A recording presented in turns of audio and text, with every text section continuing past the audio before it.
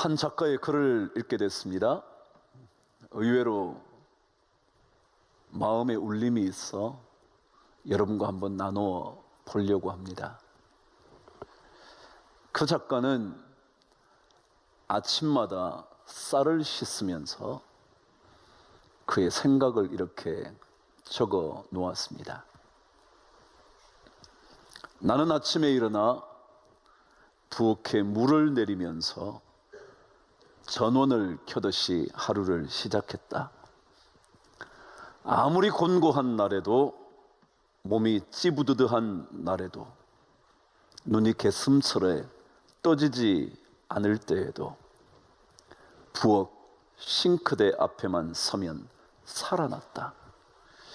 쌀을 꺼내어 물에 씻으면 그 감촉과 빛깔이 질리지 않았다. 매일 반복되는 일이어도 지루하지 않은 그것이 무슨 힘이 있는지 나는 모른다. 밥심으로 산다고들 하지만 나는 쌀 씻는 힘으로 사는 것도 같다. 그렇게 적었더라고요.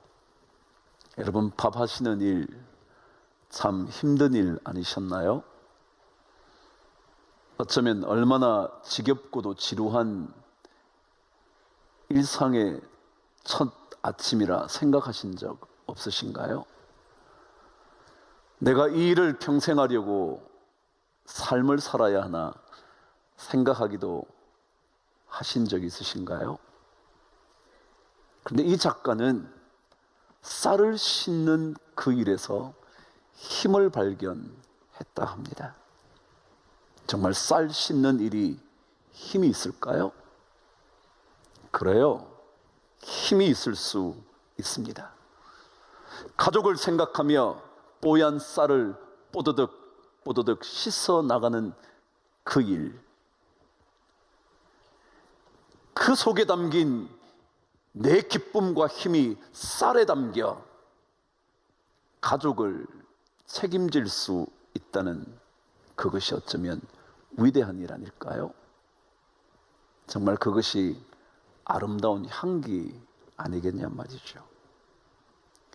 이 글을 읽다가 그런 생각이 들더라고요.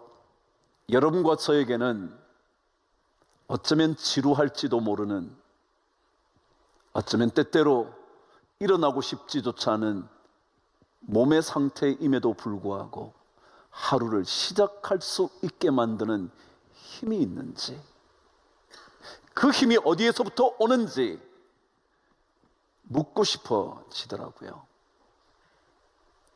고단한 인생길, 힘겨운 인생길, 쌀을 뽀드득 씻으며 촉감을 느끼며 힘을 얻었던 그 여인처럼 내 삶에도 고단한 하루를 시작할 수 있는 힘을 여러분과 저는 어디에서 얻고 계시나요? 혹시라도 신앙인이라 뻔한 이야기를 할지 모른다 생각되지만, 혹시라도 여러분과 제가 예수 믿는 힘으로 여러분의 삶과 저의 삶을 헤쳐나가고 있지는 않으신가요? 이미 하늘나라에 계시지만 저희 어머님은 자주 이 말씀을 하셨습니다. 날아갈 것 같은 은혜의 힘. 6남매와 시어머니를 수십 년간 섬기면서 고단하고도 지친 그 삶에 날아갈 듯한 힘을 얻게 된 그녀의 믿음, 엎드려 눈물 쏟으며 드렸던 기도의 힘, 저희 어머님 자주 말씀하셨죠. 그것을 가리켜 우리는 신앙의 힘이라 그럽니다.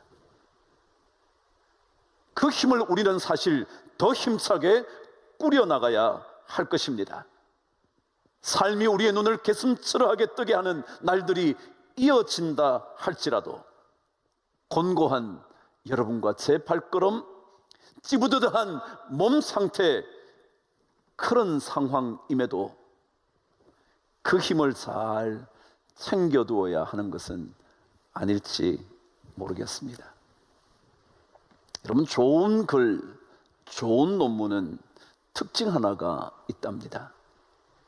그 특징은 바로 주제가 선명하게 부각되는 글이 좋은 글이랍니다. 주제가 분명하게 보이는 것. 어떤 예화를 첨가한다 할지라도 주제가 명쾌하게 드러나도록 만드는 예시, 그게 잘된 글이라 말한다는 거죠. 근데 아무리 멋진 글들을 늘어놓았다 하더라도 주제를 흐릿하게 만드는 것이라면 그것은 안쓴만 못하다 말하더군요. 그래요, 좋은 글을 쓰려면 주제를 돋보이게 하셔야 합니다. 주제를 놓치지 말고 주제가 도드라지도록 해야 선명한 글이 되고 감동을 줄 수 있는 글이 된다는 거죠. 그러면 신앙인에게 전심이라는 그 마음의 주제는 뭘까요? 여러분과 제 안에 필요한 이 전심의 마음의 진짜 주제는 무엇일까요? 오늘 다윗의 시편 40편은 우리에게 그 주제 하나를 분명하게 가르쳐 줍니다. 1절을 읽으시는데 주제가 무엇일지 생각해 보시면서 1절을 읽어 보시죠. 시작. 내가 여호와를 기다리고 기다렸더니 귀를 기울이사 나의 부르짖음을 들으셨도다. 여러분, 다윗의 기다림의 주제는요, 여호와 하나님이었습니다. 그 다른 어떤 것도 아니었습니다. 사실 다윗은 수많은 위기의 삶을 살고 있었습니다. 수많은 두려움과 수많은 위협 가운데 그의 삶을 이끌어갈 수밖에 없었던 삶의 시간이 참으로 많았습니다. 오늘 말씀은 정확하게 그가 어떠한 어려움의 상태에 있었는지 기록하고 있지는 않지만 어떤 시편들은 그가 처한 상황을 정확하게 기술해 놓았습니다. 예를 들자면 압살롬 아들에게 쫓겨 다닐 때라든지 아니면 광야의 굴 속에 숨어 있었을 때라든지 라는 상황을 설명하는 것들이 있지만 오늘 본문은 그런 것들을 기록해 두지 않습니다. 하지만 이 시편 40편을 읽어보면 그가 처해 있었던 상황이 여전히 위협의 상황이었다는 것을 알 수 있습니다.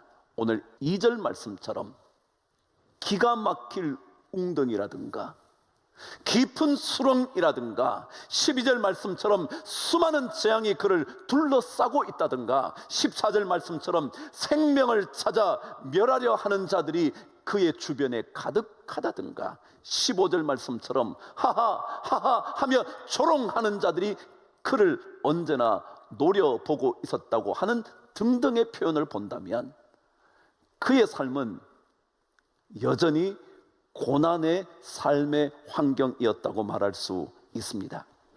그런데 그럼에도 불구하고 다윗의 주제는 하나님, 여호와 하나님 그분이었습니다. 오늘 말씀 표현대로 내가 여호와를 기다리고 기다렸대요. 사실 지금 기다려야 할 것은 어쩌면 깊은 수렁에서 빠져나오는 거예요. 수많은 적들이 나를 둘러싸고 있을 때 그 적이 멸망하는 거예요. 수많은 재앙들이 내 곁에서 사라지는 거예요. 그것이 나에게 전심의 주제여야 할 텐데 다윗은 그렇지 않다고 말해요. 내가 기다리고 기다리던 내 전심을 쏟아부을 그것은 기가 막힌 웅덩이에서 건짐을 받는 것이 아니라 수많은 재앙에서 벗어나는 것이 아니라 나는 여호와 그분을 간절하게 기다리고 기다린다고 말하는 거죠. 이것이 바로 다윗의 힘이었습니다. 이것이 바로 수많은 고난의 시간을 수많은 눈물의 골짜기를 지나갈 수 있게 한 힘이었다고 다윗은 고백하고 있습니다. 오늘 말씀 3절에도 이렇게 기록되어 있는 것을 발견합니다. 저와 함께 읽어보시죠. 시작. 새 노래 곧 우리 하나님께 올릴 찬송을 내 입에 두셨으니 그랬습니다. 입에서 찬송이 터져 나옵니다. 근데 그 찬송이 하나님께 올려질 찬송이라는 겁니다. 내가 기뻐서 부르는 찬송 정도가 아니라, 내가 감동이 돼서 부르는 찬송 정도가 아니라, 내 슬픔을 이기기 위하여 부르는 찬송 정도가 아니라, 이 찬송은 하나님께 올려드려져야 하는 찬송이라고 그는 주제를 분명하게 밝혀 놓습니다. 내 감정에 겨워서 목 놓아 찬송을 부르는 것이 아니라, 내 모든 상황을 뛰어넘어 계시는 하나님을 향하여 찬송을 부르는, 그것이 새 노래라는 것입니다. 다윗에게는 주제가 분명했습니다. 주제가 흐트러짐이 없이 하나만 바라보고 있었습니다. 그것이 전심의 주제였던 거죠. 여러분 혹시 축구를 좋아하시는지 모르겠어요. 남자들은 다 좋아하죠. 근데 특별히 요즘 영국 축구가 우리나라에 유행을 해요. 한 선수 때문이죠. 손흥민이라는 선수요. 경기가 끝이 나면 기도하는 모습이 자주 영상에 잡혀요. 근데 여러분, 영국 프리미어 리그에 여러 팀들이 있잖아요. 한때는 우리나라에 유명했던 박지성 선수가 있었던 맨체스터 유나이티드라는 팀도 있고요. 그의 맞수였던 첼시라는 팀도 있고요. 그리고 여러분이 잘 알고 계시는 오늘 이야기의 주인공인 리버풀이라는 팀도 있어요. 이 리버풀이라는 팀은요, 홈팀에서 경기를 하게 되면 독특한 의식 하나가 있습니다. 홈팀에서 경기를 벌이게 되면 거의 대부분 이 장면을 목격하게 됩니다. 리버풀 선수들이 입장을 합니다. 입장을 하고 나면 그때부터 홈팀의 모든 팬들이 떼창으로 노래를 부르기 시작합니다. 그 노래의 제목은 당신은 결코 홀로 걷지 않을 거예요 라는 노래입니다. You will never walk alone. 당신은 절대 혼자 걷지 않을 겁니다. 이 노래를 부르기 시작을 합니다. 당신이 폭풍우를 지나가게 될 때 당신의 머리를 높이 틀어보십시오.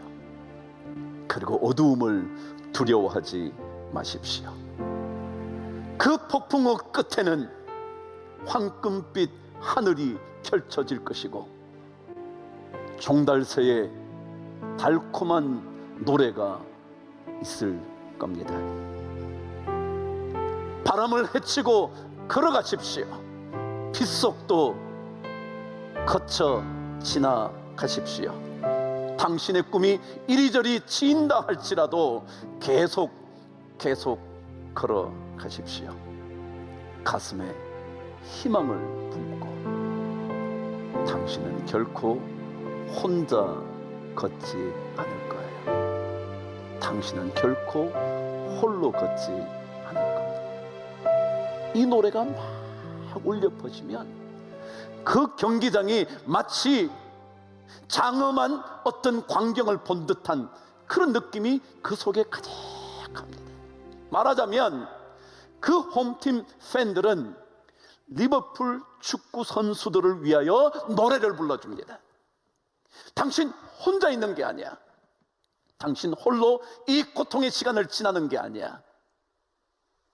우리가 함께 걸어주고 있어 라고 그 선수들을 위하여 막 노래를 불러줍니다.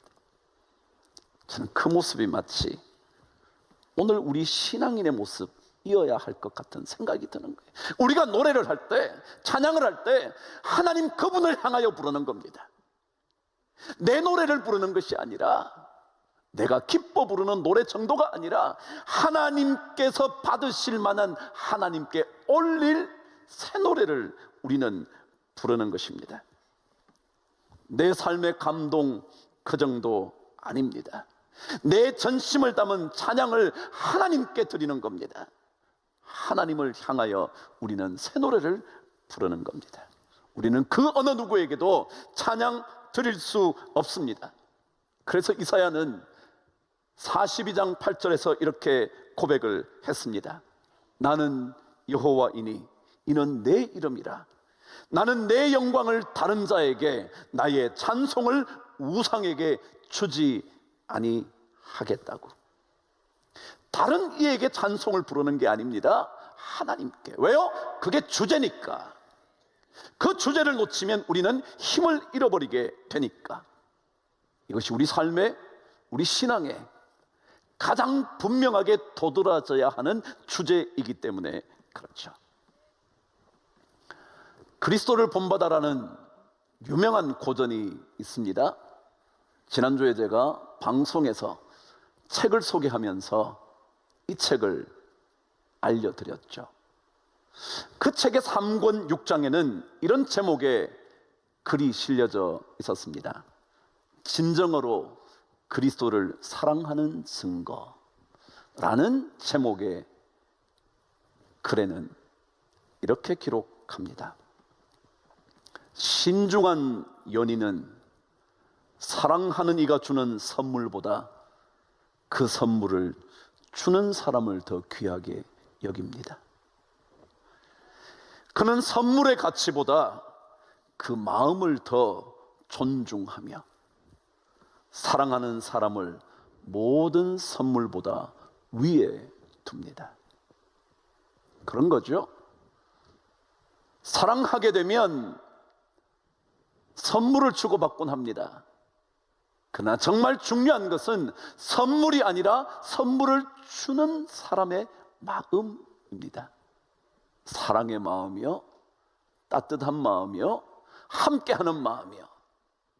어떤 선물의 가치보다 그 마음이 더 중요하고요, 사랑하는 그 사람이 선물보다 더 위에 있게 됩니다.